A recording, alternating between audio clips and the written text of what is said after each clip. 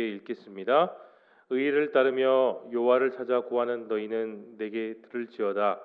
너희를 떠낸 반석과 너희를 파낸 우목한 구덩이를 생각하여 보라. 너희의 조상 아브라함과 너희를 낳은 사라를 생각하여 보라. 아브라함이 혼자 있을 때에 내가 그를 부르고 그에게 복을 주어 창생하게 하였느니라. 나 여호와가 시온의 모든 황폐한 곳들을 위로하여 그 사막을 에덴 같게 그 광야를 여호와의 동산 같게 하였나니 그 가운데 기뻐함과 즐거움과 감사함과 창화하는 소리가 있으리라. 아멘. 눈물의 선지자 이사야는 그 모든 이스라엘 백성들을 향해 귀한 메시지를 전하고 있습니다. 그의 메시지는 이스라엘 백성들에게 있어서 가장 중요한 말씀이기도 하죠. 여러분 무엇입니까? 이 이사야 1장부터 마지막 장까지 전체의 핵심 내용과 동일한 바로 하나님의 구원하심과 회복을 선지자 이사야가 전하고 있는 거예요. 하나님의 구원과 회복은 이스라엘 백성들에게 소망과 위로입니다. 뿐만 아니라 오늘 말씀을 전하고 듣는 이 모든 크리스찬들에게 있어서 희망이 되는 것을 기억하며 우리 함께 내용 관찰 1번을 들어갑니다. 이사야는 처참한 현실에 처한 유다에게 누구를 생각해 보라고 말합니까? 이스라엘 백성들이 사랑하는 조상들이 있어요. 오늘 보면은 그 인물을 집중으로 다루고 있습니다. 아브라함과 사라 두 부부이죠. 아브라함이 후손이 없었던 외로운 시절을 그는 보낼 수밖에 없었습니다. 그러나 하나님은 그의 그 작은 믿음 그리고 그 가정을 통해서 아들을 주셨고 복을 주셨으며 창대하게 이끌어 주셨습니다. 그 과정과 그 열매에 맺어지는 상황은 정말 힘들었습니다. 그러나 그 결과를 보았을 때 정말 창대하고 복이 된 것을 우리는 기억합니다. 우리는 아브라함의 그 상황, 그가 겪었던 다양한 일들 그리고 모든 과정을 우리는 아주 속속들이 다 알고 있죠. 아브라함을 통해 중요한 것은 하나님은 사람의 상식을 깨뜨리셨습니다. 이성을, 판단을, 그 지혜와 지식 모든 것들, 사람에게서 나타날 수 있는 모든 것들을 다 깨뜨리게 만들으셨습니다. 여러분 우리의 이성과 상식으로 도저히 알 수 없는 하나님의 역사예요. 그 역사를 그냥 하늘 위에서 이루신 것이 아니라 아브라함의 삶 그 모든 곳에서 현실 속에서 다 이루어 주신 것입니다. 세상의 모든 불가능을 하나님 다 가능으로 만드셨습니다. 내용관절 2번 봅니다. 하나님께서는 황폐한 사막과 광야를 어떻게 바꾸시는 분이십니까? 처참하게 무너진 곳, 여러분 그곳이 이스라엘 백성들의 삶의 터전이었고 성전이었고 왕궁이었습니다. 시온이죠. 하나님은 그 무너진 곳, 사막과 같은 곳을 에덴 동산처럼 여호와의 동산처럼 다시 만드셨습니다. 하나님이 사용하신 그 방법을 여러분 오늘 본문을 보십시오. 뭐라고 나와 있습니까? 가장 먼저 위로입니다. 이전에 시온은 사막이었어요. 아무것도 없는 그저 돌무더기 무너진 폐허였습니다. 아무런 소망이 없었던 그곳, 광야와 같은 그곳에 하나님은 다시 생명을 허락해 주셨습니다. 위로를 허락해 주신 거예요. 쓸쓸함과 적막이 가득한 그곳이 하나님의 위로를 통해 기쁨과 즐거움과 생명이 넘치는 활력이 넘치는 그곳으로 변모하게 된 것입니다. 오늘 3절에서 이 소리를 뭐라고 말합니까? 창화라고 말하고 있어요.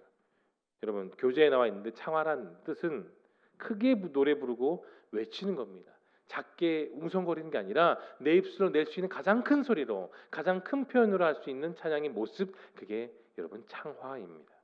하나님을 찬양하는 소리예요. 뭐라고요? 하나님을 찬양하는 소리입니다. 그냥 스스로가 기뻐서 스스로가 즐거워서 내는 그런 소리가 아니라 우리를 회복하게 하시는 하나님을 찬양하는 할렐루야, 그런 의미인 것입니다. 3번 연구와 묵상을 봅니다. 이사야가 유다를 향해 아브라함을 생각해 보라고 말한 이유는 무엇입니까? 여러분 우리가 알고 있는 것처럼 아브라함은 100세가 되었을 때 비로소 아들을 얻었어요. 그가 아들을 얻기까지는 25년이라고 하지만 여러분 25년을 정말 인고의 시간, 눈물의 시간 25년을 버텼다 생각해 보십시오. 그게 가능할 것 같습니까? 힘들어요. 불가능합니다. 기다리고 또 기다리는 인고의 시간은 아무나 할 수 있는 것이 아니에요. 그뿐만인가요? 그가 부르심을 받았을 때 75세는 여러분 패기가 넘치고 건강하고 젊은 나이가 아니었습니다. 그는 75세 때까지 우상을 섬기는 갈대아 우르 하란에서 멈춰져 있었습니다. 그리고 하나님은 그를 떠나라고 말씀했을 때 정확하게 어느 지역 어느 장소에 내가 몇 년 몇 월 몇 시에 너를 인도하겠다고 말한 적이 없어요. 갈 바를 알지 못했다고 분명히 성경은 기록하고 있습니다. 목적지를 알지 못했고 시간을 알지 못한 상황에서 그는 순종했던 거예요. 나아갔습니다. 따라갔습니다. 알겠습니다. 떠나겠습니다. 아멘으로 했지 하나님 저는 못하겠습니다. 안 따라갈래요 라고 말한 적이 단 한 번도 없었다는 거예요. 한마디로 그는 순종의 사람이었습니다. 그 순종의 아이콘이었던 사람, 그게 믿음의 조상 아브라함이었습니다. 그런데 여러분, 롯과 롯의 가족들을 한번 보십시오. 소돔과 고모라가 유황불이 있었을 때 그 롯의 사이들은 그것을 빠져나가지 않았습니다. 왜 그랬을까요? 내가 있는 곳이 좋았기 때문입니다. 향락과 문화와 모든 것이 다 갖춰져 있었던 것처럼 보였던 장소가 바로 소돔과 고모라였지만 그들은 결국 그곳에서 진멸될 수밖에 없었습니다. 선지자의 말에 순종하지 않았기 때문에, 하나님의 대언자의 말에 순종하지 않았기 때문이에요. 그런 상황 가운데서도 반대편을 보시면 아브라함은 끝까지 믿음을 지켰습니다. 하나님은 불가능의 시간을 축복의 시간, 가능의 시간, 은혜를 누리는 시간으로 변하여 허락해 주셨습니다. 남유다가 이사야를 통해 아브라함과 그 가족을 생각했던 것처럼 우리 역시 같은 마음으로 우리는 하나님을 바라보아야 됩니다. 그 인물에 집중하는 것이 아니라 그 인물을 사용하시고 창대하게 역사하신 창조주 하나님을 바라볼 수 있길 소망합니다. 믿음의 주요 우리를 또 날마다 온전케 하시는 하나님을 의지하는 우리의 삶이 될 수 있길 소망합니다. 느낀 점으로 나아갑니다. 아브라함과 창조 세계를 증거 삼아 불가능을 가능케 하실 전능자에 대한 유다의 믿음을 요구하시는 말씀에서 여러분 무엇을 느끼십니까?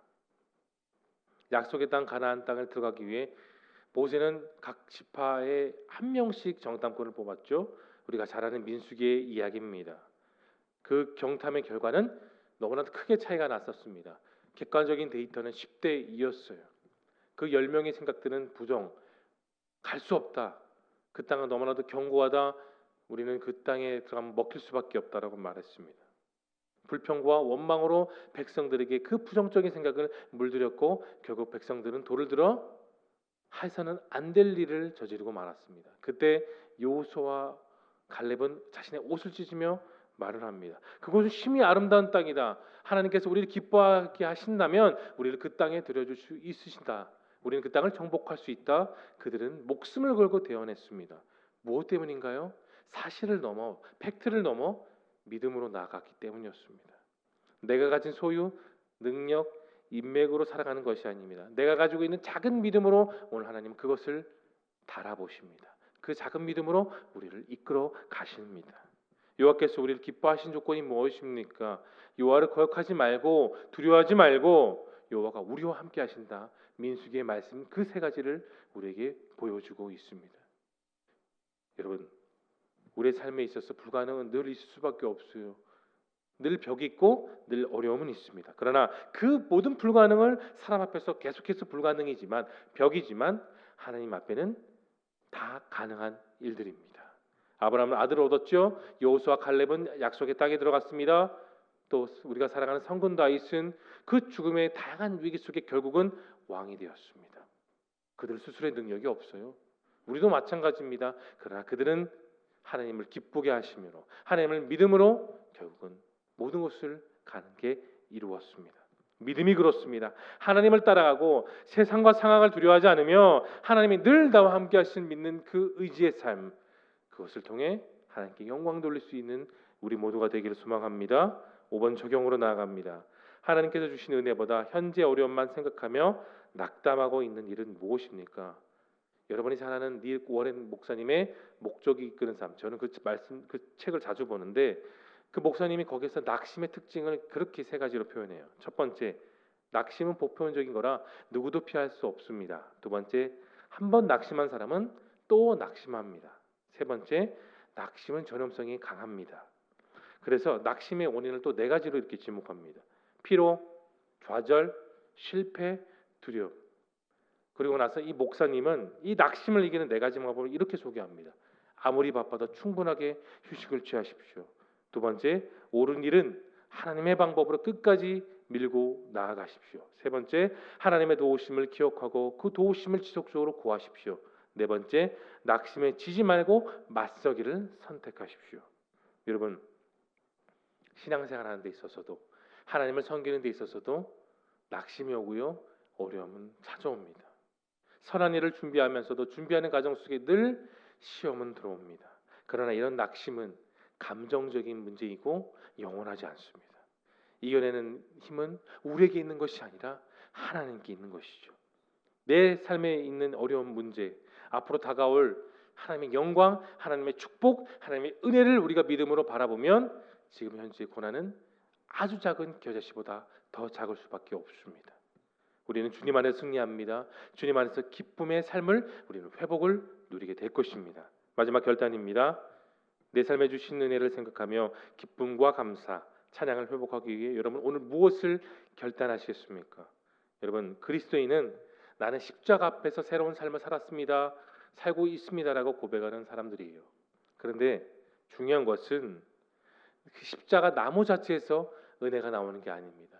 그 십자가 위에서 보여주신 하나님의 사랑이 오늘 우리를 살게 하는 것이죠. 그분의 은혜는 사랑입니다. 찬양의 가사처럼 모든 것이 은혜입니다. 우리의 삶을 뒤를 돌아봤을 때 하나님의 은혜뿐이었어요. 물론 아픔과 눈물과 답답함도 있었지만 그 모든 것들 다 하나님의 은혜로 귀결됩니다. 오늘 내 삶의 모든 것, 그것이 하나님의 은혜이죠. 오늘의 삶이 그 은혜로 충만할 수 있기를 바랍니다. 하나님이 내게 주신 은혜는 다른 사람들에게만 있는 것이 아니라 오늘 나에게도 있습니다. 그 은혜를 가지고 주어진 삶을 통해 오늘 하나님과 동행하는 저와 여러분 모두가 될 수 있기를 예수님의 이름으로 축원합니다. 이 시간 함께 기도하며 나가겠습니다. 오늘 들은 생명의 말씀을 기억하며 기도하시고 화면에 보이는 기도 제목, 하나님이 주신 은혜를 하나하나 기억하며 감사의 삶을 살게 하옵소서. 지금까지 지내온 것 주의 은혜임을 고백하며 현재의 고난도 이겨내게 하옵소서. 새로운 7월 집중 기도 제목입니다. 성도들 간의 친밀한 교제를 통해 치유와 회복의 역사가 일어나게 하옵소서. 한 사람도 소외되지 않고 모든 성도들이 풍성한 사랑을 경험하게 하옵소서. 뿐만 아니라 여러분의 소중한 기도 제목을 놓고 우리 뜨겁게 주 앞에 내치고 통성으로 기도하며 나아갑니다. 주여